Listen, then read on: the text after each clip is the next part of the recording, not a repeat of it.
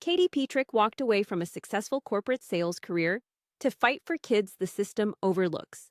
On this episode of the PR Bunker podcast, the founder of EEI Advocacy breaks down how she built a nonprofit that helps marginalized families navigate special education, from knowing the warning signs that a child needs support to standing toe-to-toe with school districts.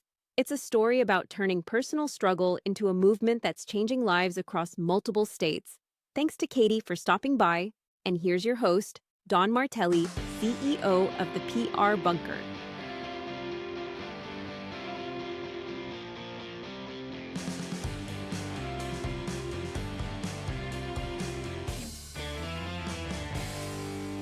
Welcome back down to the PR Bunker podcast. Good one today. I meet a lot of people that are doing incredible things, impacting the lives of other people because it really means something to them. And Katy, who's my guest today, has one of those stories. Katy Petrik, pleasure to have you on my Bunker podcast today. Thanks for joining. Thanks, Don. You and I met and we had a couple conversations, at least one conversation, learned your story. And I immediately said, I need to get this young lady on my podcast to tell the story and the work that you're doing with your nonprofit and why you got here. And so, but before we begin, kind of tell the audience about yourself and the work you're doing now. Okay. My name is Katy Petrik. I think we covered that already. Yep. But I currently run a nonprofit that is focused on marginalized communities and students with disabilities and the intersectionality of all of those factors. Mm. For me personally, I have a child with a disability. I have been through the IEP process. I'm a former educator. I understand both sides, and I've seen just how much impact either the lack of resources or extra resources can have. And it seems to have made special education a privilege instead of a right. And I just felt like that was my lane, that I need to equalize that a little bit where I could. How long has the organization been in place? We're babies. So we're not new to the business, my business partner, Jess and I, but we are new to the nonprofit. And we're about to celebrate our first birthday in August. Congratulations. So, big milestone. Yeah. Come very far in just a year and can't wait to see what happens in the next few. Well, let's rewind the clock. I mean, what was the moment that you said, this has got to be done? I have to do something about this. Well, it's kind of I'm going to try to condense the story for you a little bit. We got time. It's my space. We do whatever we want here. It's all good. When my oldest child hit middle school, we went from this happy little bubble of elementary school. He's just a quirky, unique kid that was just so well loved in elementary school. And middle school was just a whole different animal with a whole different level of expectations. And the adjustment was very hard. And a lot of the things that we knew were like different really came to the surface. And I had recently had a divorce, COVID hit. There was a whole lot of factors that just made this like a complicated, difficult experience for my oldest child. And I had the understanding of special education. I knew all I had to do was say, something's going on here. I need some help. We were able to have the economic resources at the time to pay for the testing that we wanted to get. And we just had a really supportive environment, and we had a really successful IEP process, really smooth. But when you are a parent of a child with a disability, the first thing you do is you connect with other parents. And in doing that, I'm watching families who have resources sail through the process, but spend a ton of money. And then I'm watching families who don't have the resources just not be able to get their kids what they need and have very different experiences. And it just became really clear to me that the gap was massive and it wasn't fair. And rather than feel guilty that I was able to get services for my child, I decided to just kind of change careers. I walked away from a corporate sales career and I said, this has to be something that's available for everyone. And I had several good friends who were just burned out from teaching, but were incredibly talented teachers. One of them is my business partner. She taught both my kids, and she was looking for a change and had moved. And we had several other people that wanted to be part of it. And I was like, I think we just need to do this. Wow. So Love we that. dove in and set our sights on removing these barriers that exist the best that we can. Wow. Was there a particular moment, a conversation, or was it sort of a crescendoing of these things altogether that kind of made the button flip? Yeah, it was I think I was encouraging Jess to start her own company, Okay. and she kept saying, "I have no idea how to run a business. I only know how to do this work." Mm. And That's where then you come into play, right? I thought, "Well, I've run a business for a long time." And it did really well. I left it, because I needed to take a more corporate job Yeah, once sure. I had a divorce, Mhm. but I knew how to do that, and I understand education, but I was a little nervous about making the change, so I think I was encouraging her and a couple of the others we were talking to start their own company, and every one of them was like, I have no idea what I'm doing." "But you do, but you do." They kept pointing at you, like, "You're gonna be the gal that makes this happen." Wow. Yep. I think I just woke up and I have a weird thing about me that even when it seems crazy, if it's just right, I I don't know what it is, but I just put my nose to the ground and Mm. go. You trust your gut. Trust Yeah, your gut. Got it. yeah, big So time. let's get into the weeds a little bit. So, as you know, if I'm a parent and I'm struggling with this dynamic with my children, I mean, what are the resources available to me, and how does your organization step into that as you know, complicated, messy, sometimes emotional, if not all the time, emotional space? What so kind of walk me through the work. So, really, what is there's plenty of advocates around. They're everywhere. They do charge a lot of money. They're worth a lot of money, but the mentality of advocacy work right now is to get the parents whatever they want for their kids, whatever that takes to do, however many meetings, however all this stuff. And, that tends to drive a wedge between the school care teams and the families. The advocate's going to get them what they want, and then they're going to walk away. And we're looking at this completely differently. We understand the school side of things, and we understand that a lot of teachers want to do the right thing for the kid. They want the kids to succeed. Now, there's plenty of them out there who are not. They're dropping balls, And so we're not on the side of like the schools are doing everything right, but we're also not.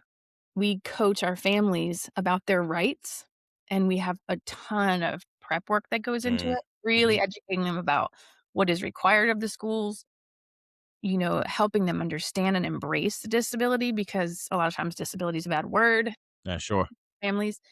And we want them to get comfortable with it, including the kids in the process, making them part of their team. So we do a ton of prep work because we go into this collaboratively. So we walk through everything. The families contact us. They're usually really upset when they contact us. They may have a terrible relationship with the schools. We Once we sign them on, we look through all their records, dig really deep. We spot patterns. We use the data, and we come back with a roadmap for the families. And we say, this looks like this is what's happening. This is what they're doing. This looks like it's working. This looks like it's not working. Did you know that you can ask for this, this, and this? Or, I understand you're asking for this, but what's really required of the schools is, only here. You can't ask for this because they're not required to give it to you. So let's go in and let's hold them to the requirements. And so we do a ton of work before we even get into the meeting so that the parents understand everything. They understand what they can ask for. We coach them on how to communicate so that they can be heard Mm. because a lot Hmm. of times the emotions are so high that the schools are on the defense, the parents are angry, and it doesn't. Tough environment to walk into, right? Yes, very much Got so. it. So some parents who can't even they're too emotional to talk. We make sure that we have spent the time that we need to spend getting the message that they want heard and out in a way that the schools will understand it. So, it's really everything's individualized to the kid. Everything starts at the root, which we really believe is the understanding the disability, embracing the disability, recognizing, which behaviors are part of the disability, things like that, and the requirements of the school. And then we build from there. So, Got it. Okay. No, it's clearly, once you connect with parents, that connection, the emotional, string between your group and them is probably strong because you've gone through it. You've got educators in your camp on your side, so you come from their world. What's it like from the other end? So from the school side, I mean, what's that engagement look like? Because clearly you're trying to approach these situations in a way that you're not pointing fingers at anybody. You're trying to bridge the gap and bring people together. So what's that partnership with the school systems look like as you're getting involved with parents in this whole dynamic? Well, that's so multi-level. It's probably my most exciting part Mm, of I'm this sure. because what we want to make sure schools know, and they are beginning to recognize because we are in a bunch of different schools, but Yeah, you're supportive. we're becoming Yeah. familiar with Hmm.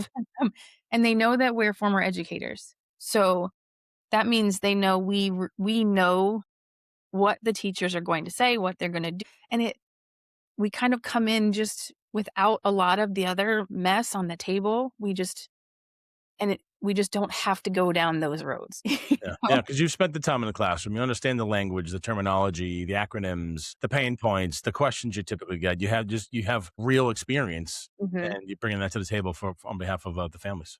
And we do and they do recognize because a lot of times school teams, when they hear I'm bringing an advocate, everybody's on edge. Everybody's like, Got it. "Ugh." Got it. So there's a And connotation. There's a connotation to the language there. absolutely. So, Okay. schools aren't until they get to know us, they aren't Got it. super, like, gung ho about Got it. advocacy groups coming in, but we approach it in that, you know, if you're dropping the ball, we are gonna hold you to it. We're gonna point out, what's working, what's not working, and ask for adjustments. But we are not gonna rip you apart and make demands that are unrealistic. We're gonna use data, not opinions. We're gonna stick to the issues, not the topics, not all the little stories that happen within the issues. We're focused on the issues so we can keep moving forward. Got it. So, and we also are really starting to we wanna work with the school systems as a whole. And one of the biggest ways we wanna do that is we collaborate with experts in the field, currently working with, Jen Glaisel, who is a psychotherapist here in Seven Corners. She's top. She was referred to us by 3 or 4 different people when we first started, but she has this great program that she does where she talks about universal design of learning, where if you have so many different types of learners, everybody's neurosystem experiences the environment differently. So why not create a safe classroom for all learners? Because it's like a curb cut, right? You're not going to hurt people who don't need the curb cut to get up on the curb by putting one there. So we coach the school systems on how to recognize behaviors that are results of a dysregulated nervous system versus just a discipline issue, creating the spaces where that is less of a factor and you've got everybody kind of flowing together a little bit better. So Mm, we're working on coming in at the root and helping develop these supportive environments for all types of learners because that's a big factor in today's school sure. environment. Huge, huge, huge, huge. I mean, it's the information coming in and out of the schools, even just from a parental standpoint, when your kids are quote unquote normal, is abundant. And the Mhm. dynamic of that entire thing is still messy with kids. And I hate to use the word normal because all kids are normal. We all get some quirks in our own world, right? Kids just learn differently, and they have a different pathway to success versus other kids. I mean, you're doing this locally, right? So it's kind of all a regional kind of effort, or are you doing it on a national level? Clients in Iowa and Tennessee Wow, and Maryland and Virginia. awesome. Those are we picked up early That's great. clients in Tennessee and Iowa, and we keep getting referrals from out there. Well, I mean, I'm sure any parent that's going to put their 5-star rating on your work is going to hold a lot of water versus some marketing campaign. That word of mouth, especially when it comes to your kids, you will do anything for them, Mhm. right? And every parent thinks their kid is going to go pro in the NBA, going to be the smartest kid at MIT, and all of our kids can do no wrong. But if you have parents that speak positively about something that you help them with, that is gold. And I think that's great that you're scaling it because you're right. This is a national pandemic in some way, shape, or form. There are just, I mean, it's not the school's fault because they're sometimes under resourced, underfunded, because just the way of the economy and how things cost these days, and running communities is pretty expensive. And teachers are making much less than they should be making, and that's also a factor. So, and just with the way, yeah, who knows maybe it's in the, I don't know, the food that people are eating these days. But as kids are growing older and these challenges are becoming more and more mainstream, I just, even when I was a kid, there are more young people that are facing these challenges that I've ever heard of, and it's growing in knowledge and volume, and so it's great to see folks like you at the epicenter, which is hard work, but what keeps you at it every single day? I mean, it's like shoveling shit against the tide because you're in the boxing ring fighting this thing every single day. Now it's a national thing. Why do you get up every morning to put the gloves on? And I think that all comes down to this gut feeling I have because I remember as a person working retail, I could get five-star reviews. I'd get, plenty of those were regular. I felt I had good connection with my clients and things like that. If I got a single one-star review, there's people out there that write one-star reviews that feel like they come out of nowhere or a situation was fully misunderstood or something, and I would just fixate on that. And the same thing happens still. But we don't have like when you come at something where these parents are at their wits' end and they don't have anywhere else to turn.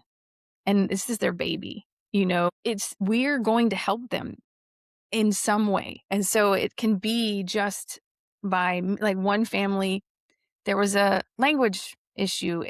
She did not use an interpreter, but she said she didn't need an interpreter, but she really was misunderstanding one of the accommodations. And she was really upset about what was happening, but it was because she didn't understand. We brought in a qualified interpreter, just cleared it up for her, didn't charge her a dime, helped her understand it, and it changed Oh, I'm everything. sure. So it was this Man. most Wow. simple thing onto somebody who's been fighting for years and years and years and years and years. And we went to work with that family in last month and a half, 2 months, and have made way more progress for them than they've had before. And what That's that was, incredible.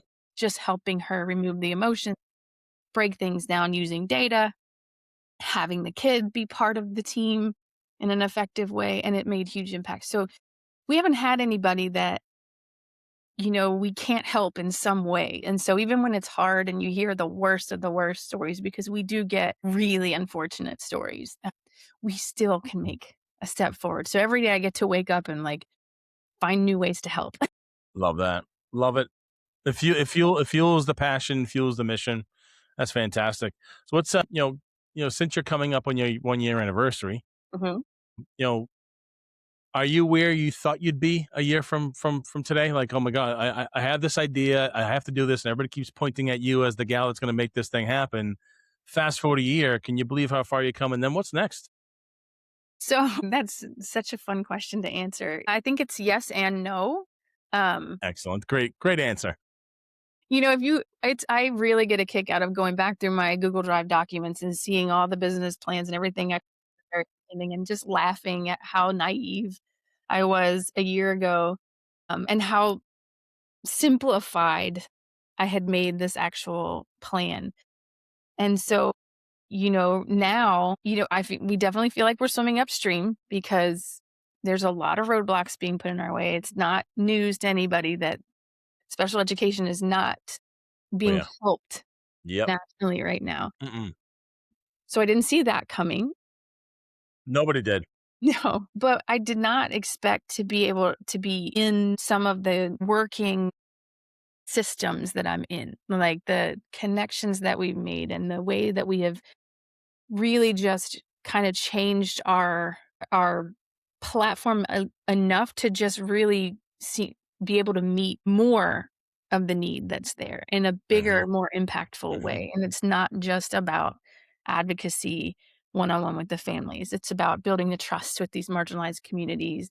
It's about making these connections and finding ways to create like self-sustaining environments for them, helping make everybody has the same needs. Some are just met more naturally than others. So when you can get that message out across the board, you just make things better for everyone in general. I feel that. So it feels like in some ways I'm nowhere near where I thought I would be because we thought we'd just be doing advocacy work after advocacy work after advocacy work. And we've done so much more than I planned. So it's good and scary. And God knows where you'll be in a year, right? I mean, if that's the journey. That's the journey. Now, let's pivot real quick to the parents. What are the signs and things you as a parent guardian should be looking for, that might be happening, that could have a compounding effect over, like you said, grammar school, middle school, like that moment in time for you, you're like, oh man, that light bulb came on. You're like, this is a whole different ball game. What are the things that parents should be thinking about, seeing, identifying, and what would be the steps if there's something not clicking in their brain that causing them to think about, I might need some assistance? What are those triggers, and what are the steps for parents to get involved? So kids, I think the simplest way I can put that is that there is no one way that a disability can be presenting, and that in itself is the key. And you can take that all the way back historically. For myself, I'm not in any way neurotypical. That's not, I don't love that word anymore. But I on paper looked lazy, underachieving. I'm a Gen Xer, so that's kind of the mentality back then. If you realize like maybe your child is super smart and you know that, but they just can't keep up with their work. If they're coming home from school and their behavior just melts down, if you can't figure out why they seem so overwhelmed, are they behind and struggling to keep up with assignments? Are they, if anything seems off, all you have to do is say something. All you have to do is say, I'd like an evaluation. You say, I like an evaluation. The school does the evaluation. That's the law. But really what it comes down to is just recognizing behaviors, asking questions. We try to offer every avenue possible for families to just reach out to us and say, "Hey, I don't know what's going on here. What do you think?" Anxiety is such a big deal in kids these days. It's just, I think it existed for sure back when we were kids, but Yeah, now it's just kind of a way of life, it's a you know? spotlight on it. It's a spotlight, absolutely. And so, if you have behaviors start to develop that are not, typical for your child, or even so, if behaviors are something that are keeping them from accessing their education, there's always more to that. And it's always worth looking more into. And the Got it. idea is for free, appropriate public education to be something that is available to every single child that is going to school in this country. That's what IDEA says. And if they're not able to do that and they can figure out why, there are things available to help them do that. So Love it. Love it. Love it. What's next? No, what's year 2 look like? Year 3, year 5, year 10? Where are we going with this thing? Clearly, this is not something that just magically goes away, nor will it ever. It'll probably grow in complexity, and I don't even know what that looks like or sounds like or whatever. That's what you get paid for. But what's next for your organization in the next year? What are you hoping to tackle? well, there are so many kids that need us and need our services, and we work on a sliding scale so that it can be up to all the way down to pay what you can.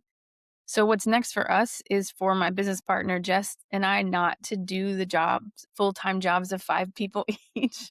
We have people who are really talented advocates. They really understand, they wanna be part of our team. So we wanna grow. We want more advocates on our team. We want transition experts on our team because in special education, there are transitions from, early childhood into preschool and elementary to middle, on into adulthood. And those are big changes and we need someone who specializes in that. We want a whole early childhood division to where we can go meet these parents right when that child is born, and we can coach these families on how to be their child's first teacher. And the amount of impact a parent that understands that on a different level can have is amazing. And we can go and provide those services in the communities. We can coach members of those communities to do that for each other. There's just a ton out there that we want to do, Love it. but it takes the dollar bills. Yeah. Well, that leads right to the next question. Mhm. So how have you been, doing all this? Because you don't have the money tree in the backyard. And if you did, I'd like a couple seeds because I'll plant one of those in my Well, backyard. I actually have a money tree. Nice. Nice. And I feel like that's symbolic. Yep. And I'm going to be super direct. Sure. Do it. We do this because we love doing it. I am a single parent. I set myself up in April of last year. So it was a year ago in April.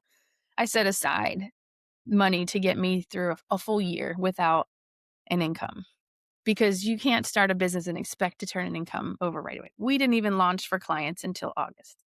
So we started taking clients in, and our calendar stays very full. And there's already tons of advocates out there, for the families that have the resources to pay for them.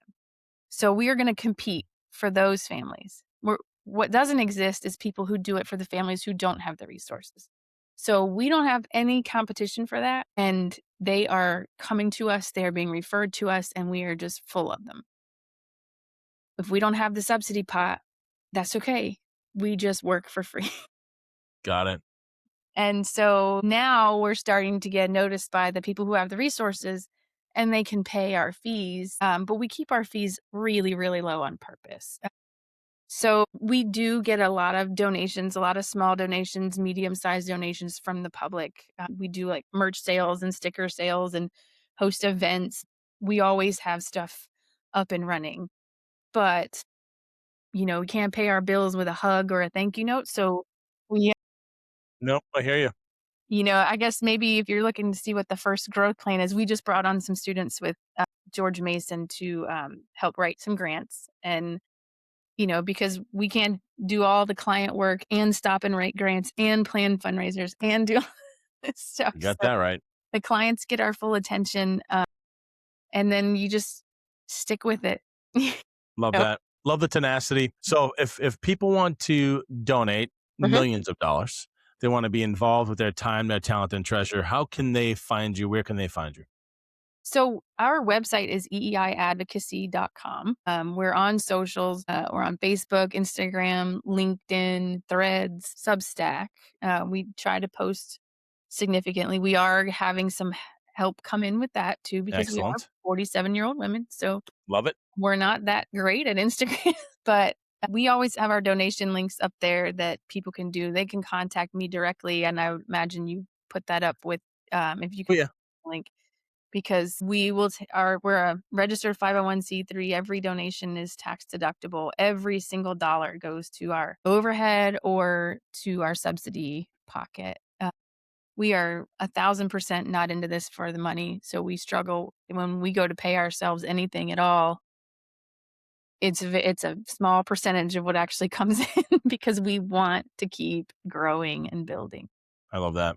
Appreciate it. It's the hard work that goes unnoticed, but that's kind of why the PR Bunker podcast exists, to shine a light on those stories that got to be told. So congratulations on year one. Looking Thank you. forward to see how you kill it in year two, and you continue to impact those families' lives, because the work you're doing is literally a lifetime of impact. So it's incredible work, and I'm sure it's uber fulfilling for you and your partners to do this. And congratulations. So give me that website address one more time so people can dump money your way. It's eiadvocacy.com, and if you go to it, there's a big red button up top that says donate Love it. Gimme, on gimme, gimme. the main page, yeah, so you can actually, I lied, the button's not red, that's the red button is the intake for an grant, but it does Got it. say donate right there at the top. There you go. There you go. You won't be able to not find it if you go to the website address. And Excellent. anyone can reach out to me too, because if they donate through the Zephy link, Zephy doesn't take a percentage of the donations, so it all comes Oh, that's down. great. Good. But we also, for larger donations, if they wanna, we can do checks and all that good stuff. Sure. Yeah. I don't think I have a credit card that has $1 million on credit on it, but I'll let you know if I do. Well, we take ACH too, we can just do it that. There you go. See, have all the answers. Love that. You're a salesperson. You know how to sell this thing. You know what? I wanna kind of put that as the icing on the cake. I was a salesperson. Hmm. I don't feel like that is in my what I'm here to do. I question myself every day walking in for 5 years. I didn't understand why I was good at selling luxury goods, and I made good money doing it. I was successful at it. I had people that would wait for me to help them when I was with other people, and that made me feel great, but every day I was like, if I had $50,000 to impulse buy, I would not buy this thing that I'm selling. I wanna make an impact with it, and I couldn't understand why I was in that space until I started this, and now I'm like, now I do have a superpower, a sales superpower, but it's for good. I can Hmm. really communicate what we're doing and why we're doing it, and if that encourages people to want to send money our way and keep it going, then now I feel like I can use that power for good. Love that. Well, I mean, everybody's selling something to somebody. And nonprofits typically run as a very sleepy, mission-driven, heartfelt, Kleenex, emotion, tears, the whole thing. But you need that business sense, right? You have to be strong advocates, pun intended. You have to run the business in a way that is going to continue to allow you to operate it. And so I think that your, kind of B2C sales, the almighty dollar background is going to benefit the nonprofit in the long run because you're going to run it like a business. Mhm. And your clients are people that desperately need the support. And what you're selling is advocacy, communications, accessibility, and an opportunity that this is not, you might be going on a different journey than the other kids in the class, but you've got wind behind your back and wind in your sail, and that's what you do. And so it's sales, but sales in a good way. So I love that. It's a good Make skill it to have. available for everybody, and that's going to pay off for the whole world in the future. You give everybody equal opportunity to success, you remove those barriers, no one's going to get hurt by that. That. That's full Only circle makes right the there. place. Nice big feel good boomerang right there. I love that. There you go. One more time, where can people find you? What's the website address one more time? EEIadvocacy.com. Excellent. You can find us on Facebook. We're Evolve Empowerment Initiative. Excellent. We try to be in as many places as we can. Smart. Yep. Wicked smart, as we'd say here in Beantown. Good stuff. Well, Katy, it's been a pleasure to have you on the PR Bunker. Congratulations on year 1. Go kill it in year 2, 10, 20, 30, and 50 so you can retire and own multiple businesses or nonprofits in this space. Go until I die. You should Love. come to the birthday party August 15th at Bunnyman in Lorton. We're going to have a big birthday party event in There August. you go. Love that. Celebration, right? We're going to celebrate the win, going to celebrate the good work. But I think that, folks like you wake up one day, you pat yourself in the back one day, but then you right back to the work the next, which is awesome. Every day. Excellent. Well, thank you for stopping by the PR Bunker podcast. It's been a pleasure. Looking forward to telling this story more even further as you continue down this path, but keep advocating, keep fighting, keep selling, but in a good way. And thanks. You're welcome. Good talking to you, Don. Thank you. You too. Be well. That's the PR Bunker podcast, hosted by Don Martelli. Here's the thesis. Reputation is the operating system for your business. It's the one asset that works while you sleep. When you need to defend it, repair it, or build it, start at prbunker.com. And for a sharper way to build the relationships that actually get you to yes, subscribe to the Anti-Networking Playbook on Substack. New every week. When reputation decides the outcome, be ready. We'll see you next time, and remember, stay locked in.